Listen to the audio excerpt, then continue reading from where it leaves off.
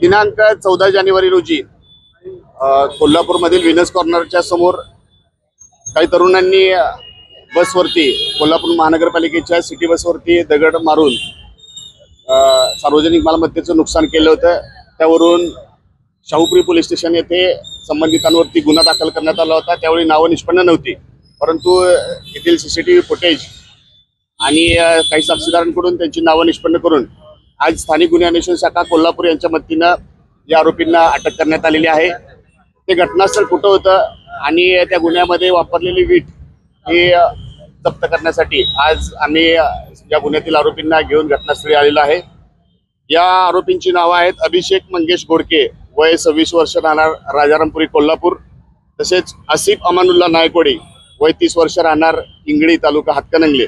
आणि ओंकार जगन्नाथ चौगुले, वय 22 वर्ष, राहणार पाथरूड गल्ली सायबर चौक।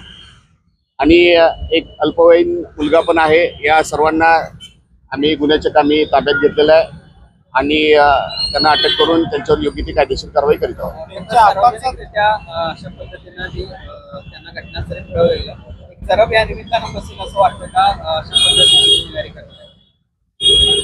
आम्ही गुन्ह्याच्या तपास कामी यांना इथं घेऊन आलेलो आहोत आणि आपल्या माध्यमातून आम्हाला हे कळवायचं आहे की जर का असे काही कुठं तक्रार होत असेल, कोण दहशत निर्माण करण्याचा प्रयत्न करत असेल तर त्यांनी पोलिसांशी संपर्क साधावा। आम्ही योग्य ती कायदेशीर कारवाई त्यांच्यावरती निश्चितपणे करू।